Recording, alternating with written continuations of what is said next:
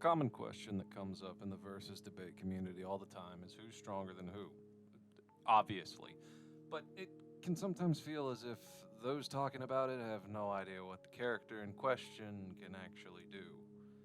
This video is made to help whoever wants to hear how to understand the cosmology of Bleach and, in turn, how strong some of the characters are.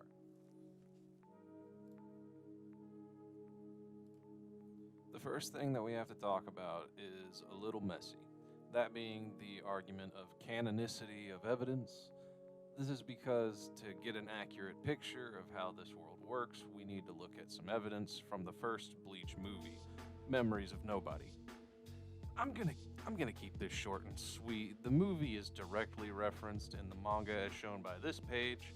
As far as I'm aware, this is also the Viz translation, meaning it is official, and therefore I'm going to use all the scenes from the movie however I see fit. Any questions? No? Good. So the next thing to understand is the unit of measurement that we're gonna try to apply here. In basic terms, what exactly counts as a multiverse? The definition that you can find from Oxford states, a collection of universes which some speculative theories suggest could exist. If true, our own universe would only be one member of the larger multiverse. If these different universes had values of the fundamental constants that are different from those in our own universe, this might explain why our universe appears to be so well suited for the existence of life. Essentially, a multiverse is a similar universal construct, but instead of containing galaxies like ours does, it would contain universes. This, however, is not the end of the discussion, since technically you can go higher than multiverse, but this involves some rather, shall we say, unorthodox methods that don't typically apply to every fictional universe. A basic example would be thinking about the DC Comics universe. It is inherently larger than the Bleach universe because it's been around forever, and there's so many things we know about the DC universe, down to the very fundamentals of it. But we don't know that much about the Bleach universe. We just know it's a multiverse. We don't really know too much more than that, though. Anyway, putting away the higher scaling, we're just going to focus on the idea that a multiverse is a universal construct that instead of containing an infinite number of finite galaxies, contains an infinite number of infinite universes. Now that we have a goal set, we can begin by looking at all of the places in Bleach that are relevant to the discussion. Number one is a place called Garganta. This is the actual multiverse during the events of Bleach. It's defined in the manga as the thing that exists here and fills all the spaces in between, when talking in regards to the area surrounding Soul Society, the Dangai, and the living world. To show it, we're just gonna draw a big-ass black background right here, and we're just gonna know that it's the Garganta. Next up would be the living world, and this one's pretty easy. The living world is just a big-ass reference to our own infinite universe, and as such, stretches on infinitely. I'm gonna be honest, if you have a hard time believing that the living realm is an infinite universe in 2023, then I really don't know what to tell you. Do you think Soul Society is out in space somewhere? Moving on, we have the Soul Society, / the Muken, and also the Royal Palace. The Soul Society is a reflection of the living realm and is therefore universal in size. Not only that, but it also contains the Muken, which is an underground prison, which has been stated to stretch out infinitely as its name implies. Hence, this is an infinite realm that contains another infinite space within it. Another one we have is Hueco Mundo. It's just another mirror of the living world and an infinite universe by proxy. Just in case you care, there's also a statement about endless sands in regards to the realm, so, there's that, I guess. The Precipice World / Dangai. This is perhaps the strangest place in Bleach, second only to the realm after this one. The Dongai is described as a realm that is cut off from the world of the living and the Soul Society, even from time and space.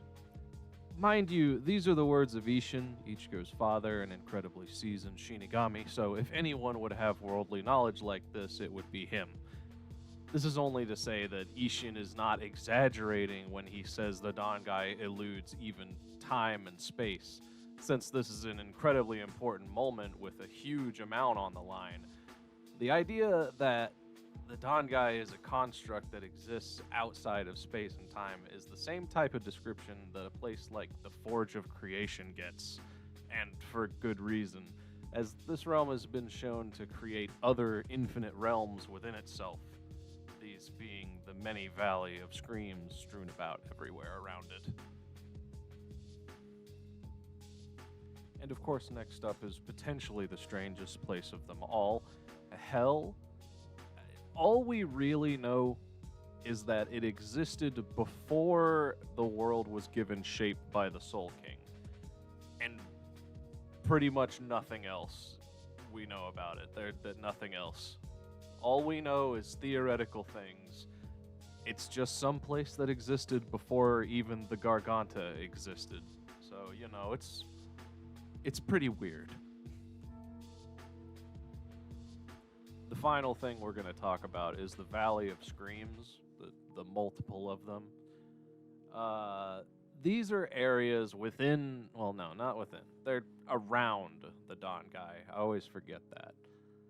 They're basically the place where fallen Konpaku exists, or blanks, if you remember the movie. Speaking of the movie, there's this wonderful little screen cap from it that tells you basically everything you need to know about the Valley of Screams. That being the fact that it contains an infinite number of Konpaku, a concept which has no reason not to be shared by the other Valley of Screams that we get a graphic of.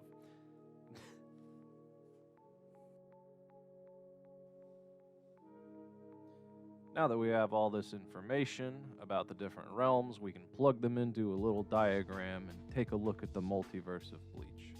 And I'm going to be honest with you, it's going to look very bad, because I'm very bad at art.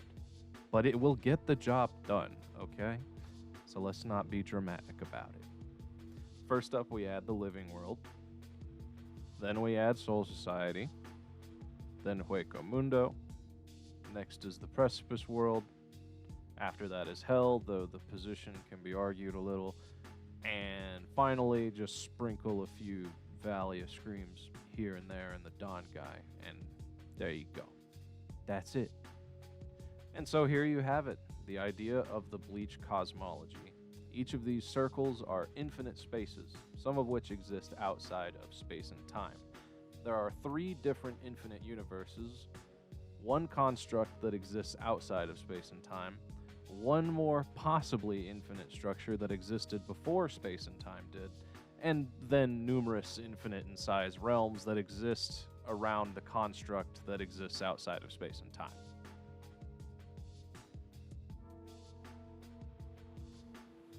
Anyway, so there you have it. That is your little explanation.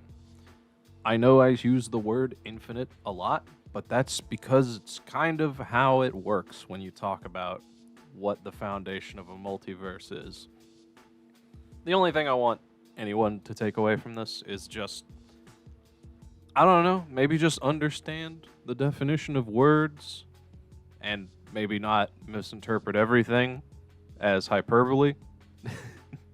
There are several people who believe the living world is planet-sized because they don't understand the living world is the entire realm, not just the planet Earth. Either way, that's all I have to say for this video.